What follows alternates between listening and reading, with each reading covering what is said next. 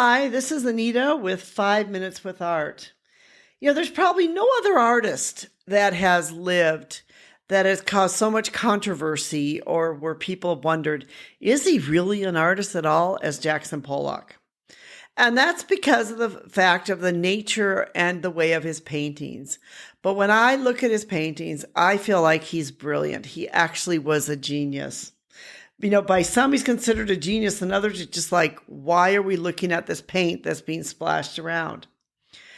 But Jackson Pollock was born in 1912 in Cody, Wyoming, and he was the youngest of 5 sons. His parents grew up in Iowa, but they later moved to Wyoming, where his father had some work. Soon after he was born, the mother took all their sons to San Diego, and they would never return to Wyoming. So therefore, he really grew up in Arizona and Chino, California. He grew up sort of in the southern part of the United States. It was growing up in that place was important because it was also began to explore Native American culture, and he began to admire a lot of the work of the Native Americans. It was when he was living in Los Angeles that he enrolled in the Manual Arts High School. He was actually expelled from the school. So he's kind of like a little bit of a rebel. That's one of the great things about Jackson Pollock. He always was sort of like this rebel. He got himself expelled from the school. He would always push the limits with his art and his personal life. He was someone who was always living on the edge.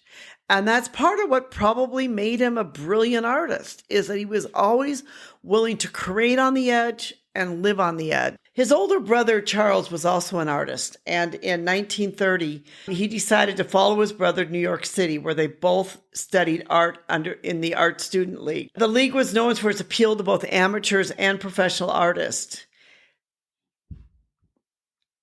But an artist can study there full time, but there's no degree program or grades assigned. So actually this is important too, that Pollock went there and that he spent his time there in this part of the United States, and spent the time at the Art Student League there in New York City, which basically was a place where there were many great artists were.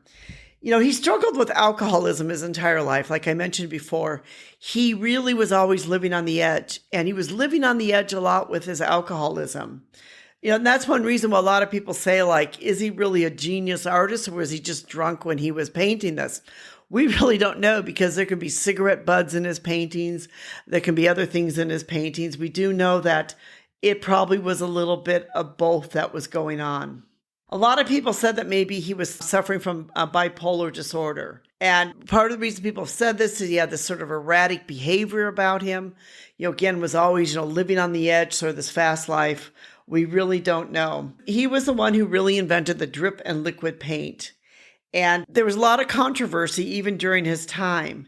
It was Clement Greenberg, a well-known art critic, when he saw a big mural, he said this about Pollock. He said, "I took one look at it and thought, now that's great art. And I knew Jackson was the greatest painter this country had produced."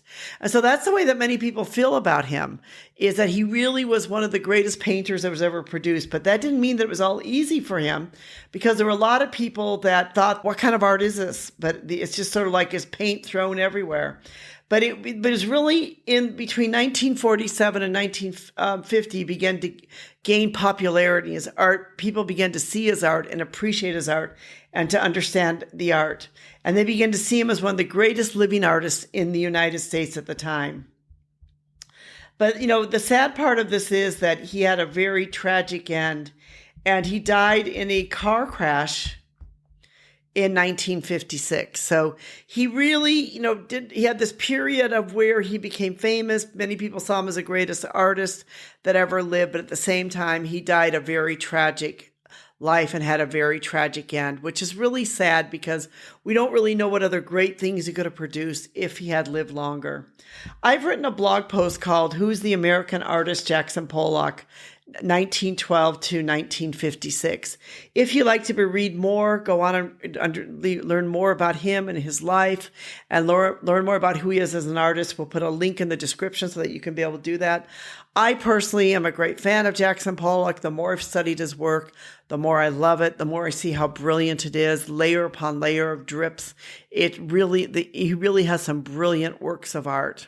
We hope you've enjoyed this podcast, and if you've enjoyed it, give us a thumbs up, like us. We'd really Love to have you be part of our community. Tell others about us. We'd like to thank our technical team. I'll put it together, specifically Rico, who's helped put this all together. Thank you.